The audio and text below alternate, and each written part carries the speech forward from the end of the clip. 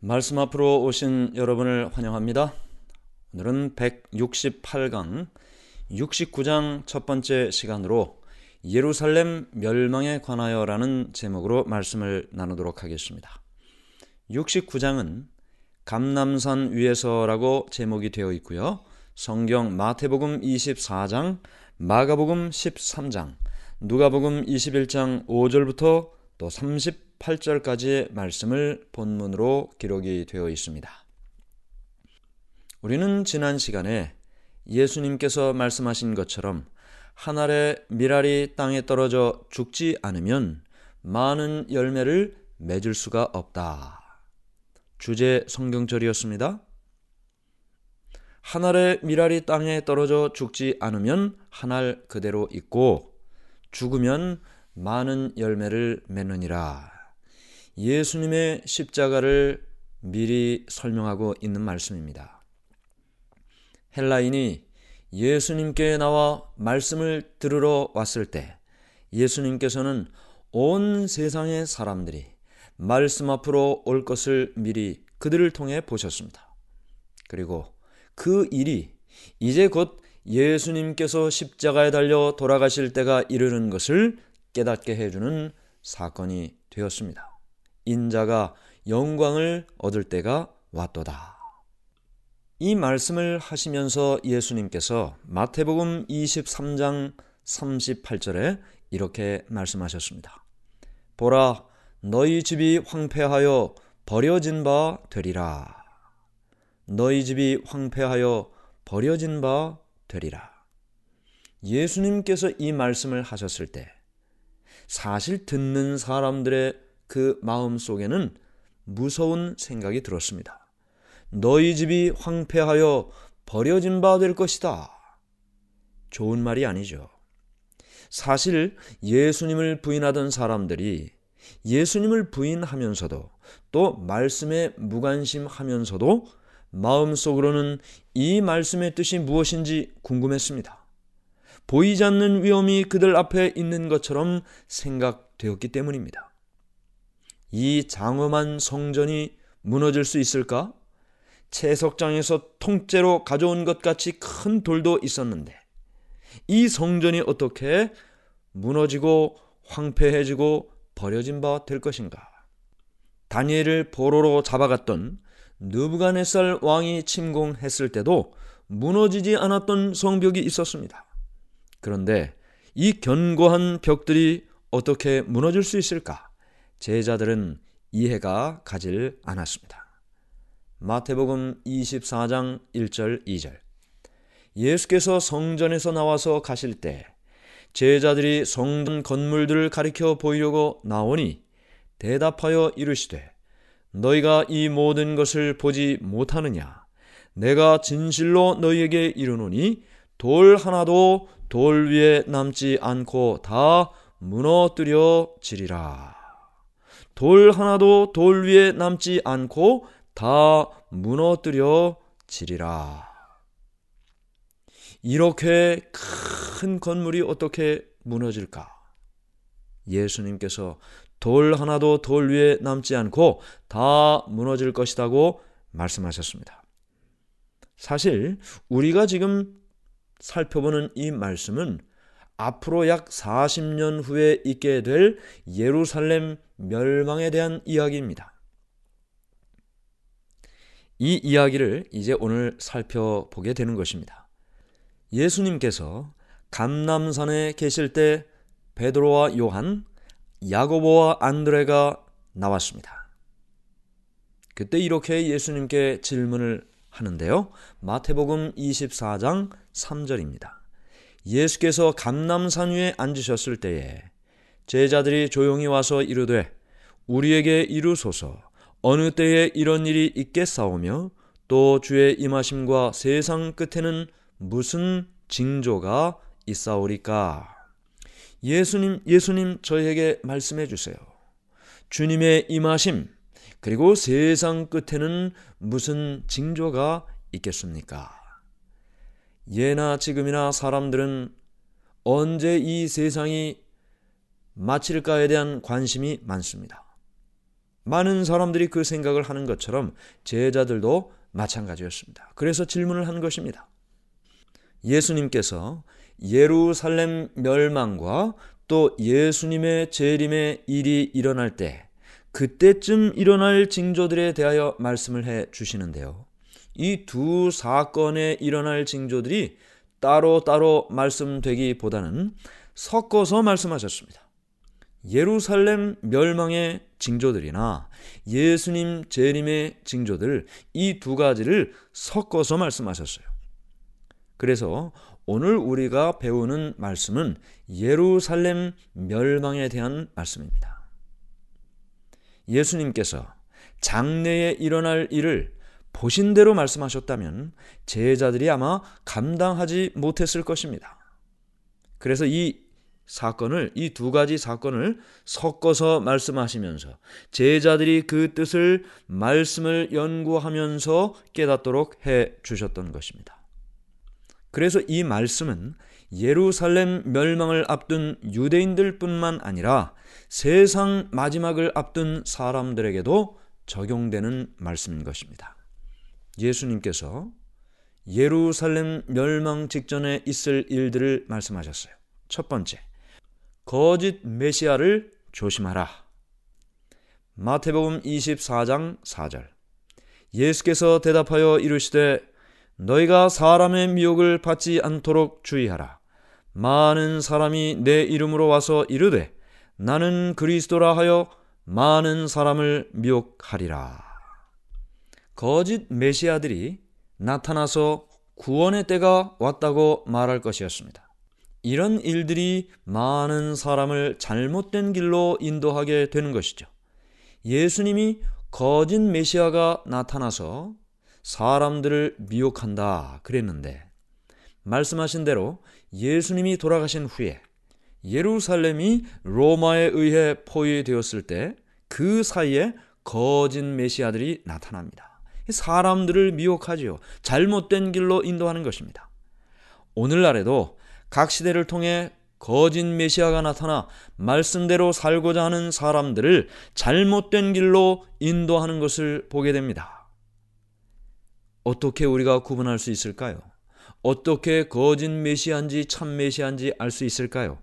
말씀 아니면 구분하기가 어려운 것입니다.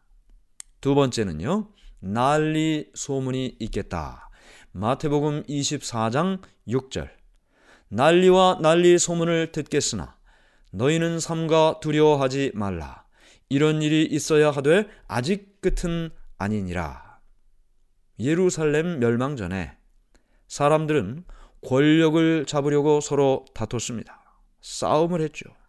서로 죽이는 일이 끊이지 않았습니다. 황제들은 살해됐고 왕위를 계승하려던 자들은 죽임을 당했습니다. 또 여기저기서 난리와 난리의 소문들이 있었습니다. 그러나 예수님께서는 이런 일이 아직 끝은 아니라고 말씀하셨습니다. 여기서 말씀하신 끝, 아직 끝은 아니라라고 말씀하신 이 끝이라는 말은 유대 민족이 하나의 민족으로서 아직 끝날 때가 아니라는 것입니다. 마태복음 24장 7절 8절. 민족이 민족을, 나라가 나라를 대적하여 일어나겠고 곳곳에 기근과 지진이 있으리니 이 모든 것은 재난의 시작이니라. 네, 우리는 여기서 민족이 민족을, 나라가 나라를 대적하여 일어난다 했습니다. 여기저기서 전쟁이 일어나고 이 나라 저 나라들이 서로 충돌하는 일이 나타난다는 것이죠. 이런 일이 일어날 때 랍비들은 이런 일이 유대인들을 핍박하는 다른 나라들에 대한 하나님의 심판이라고 말할 것이다. 이렇게 말할 것이라는 것을 예수님이 아셨습니다. 여기저기서 전쟁이 일어나는 일들, 이것은 그들에게 하나님의 심판이 이르는 것이라고 랍비들이 말할 텐데, 그런데 그것은 그들에게 이른 심판이 아니에요. 유대인들에게 이를 심판에 대한 징조였던 것입니다. 유대인에 대한 심판의 시작이었던 것입니다. 이런 일들이 일어날 때 그들은 자기 스스로를 살펴보아야만 했습니다. 예수님께서 그들을 치료해 주실 만큼 그들은 회개하지도 거듭나지도 않았습니다. 그들이 속박에서 해방되는 표라고 말하는 그 징조는 바로 그들의 멸망의 징조였던 것입니다. 세 번째는 환난에 대하여 말씀하셨습니다. 마태복음 24장 9절 10절. 그때의 사람들이 너희를 환난에 넘겨 주겠으며 너희를 죽이리니 너희가 내 이름 때문에 모든 민족에게 미움을 받으리라. 그때 많은 사람이 실족하게 되어 서로 잡아주고 서로 미워하겠으며. 그리스도인들은 이런 고통을 당했습니다. 많은 핍박과 고통을 당했죠. 부모들은 자녀를 배반했습니다. 자녀들도 부모를 배반했습니다.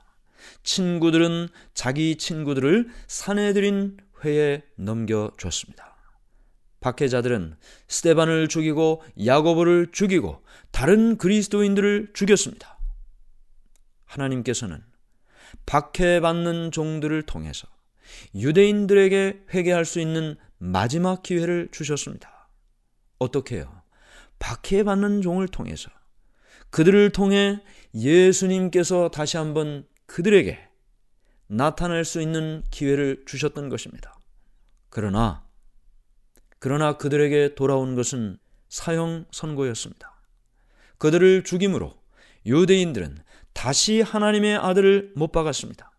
그런데 이 일은 그때뿐만이 아니죠. 역사를 통하여 반복됐습니다. 환난받는 사람들, 박해받는 종들을 통해 예수님께서는 그들에게 나타나셨고 박해하는 그들에게 다시 한번 기회를 주셨지만 그들은 많은 경우에 있어서 말씀 앞에 돌아서질 못했습니다. 네 번째는 예루살렘 멸망을 이제 말씀하셨습니다. 마태복음 24장 20절. 너희가 도망하는 일이 겨울에나 안식일에 되지 않도록 기도하라. 자, 여기 너희가 도망하는 일이라고 했는데 지금 이게 무슨 일인지 듣는 그 사람들은 모릅니다. 왜냐하면 이 말씀을 하실 때는 서기 31년이고 실제 예루살렘이 멸망되는 때는 서기 70년입니다. 그러므로 앞으로 약 40여 년 후에 일어날 일을 지금 미리 말씀해 주시는 거예요.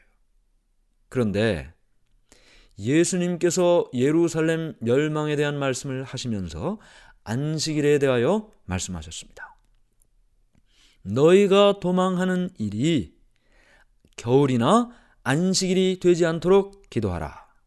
안식일을 제정하신 예수님께서는 안식일을 폐지하지 않으셨습니다. 이것을 십자가에 못 박지도 않으셨습니다. 안식일은 예수님이 죽으심으로 무효가 되지 않았습니다. 예수님께서 십자가에 못 박히신 지 40년이 지난 예루살렘 멸망 때도 여전히 안식일이 준수될 것임을 그들에게 미리 말씀해 주셨던 것입니다. 40년 동안 제자들은 그들의 도망하는 일이 안식일에 일어나지 않도록 기도해야만 했던 것입니다.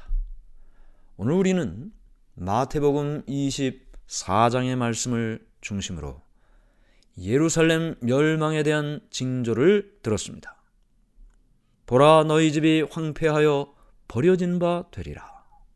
이런 일이 일어날 것을 그들은 꿈에도 생각하지 않았습니다. 과거에 많은 어려움과 재난이 있었지만 그러나 그 이후에 다시 그들은 일어설 수 있었습니다. 그런데 이번에 이야기해 주시는 이 말씀은 과거와 다른 것이었습니다. 마지막이었습니다. 그들에게 이른 마지막 기회였습니다. 아니요, 마지막 심판이었습니다.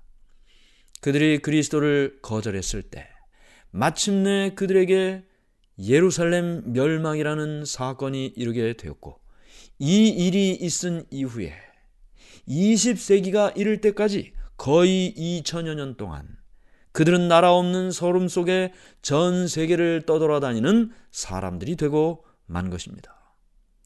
하나님께서 우리에게 경고를 주실 때 그 경고를 받아들이지 않으면, 하나님께서 우리에게 호소를 하실 때 그 호소를 받아들이지 않으면 어떤 일이 일어나는지 유대인의 경험을 통해, 예루살렘의 멸망의 경험을 통해 우리는 배울 수가 있는 것입니다. 지금 준비해야 합니다. 지금 주님 앞으로 나가야 합니다. 지금 결심하여 하나님을 위하여 살아야 하는 것입니다. 오늘 우리 모두가 다 그렇게 살기를 바랍니다. 하늘에 계신 하나님 아버지, 하나님의 은혜를 감사합니다. 유대인들에게 예루살렘 멸망의 징조를 보여주시고 비록 예수님을 받아들이지 않았어도 그들이 도망할 수 있는 기회를 주셨음을 인해 감사합니다. 오늘 우리에게 미래에 관한 것을 말씀하실 때 기억하게 하시고 준비하게 하시고 주님을 위하여 살게 해 주시옵소서. 예수님의 이름으로 간절히 기도드리옵나이다. 아멘.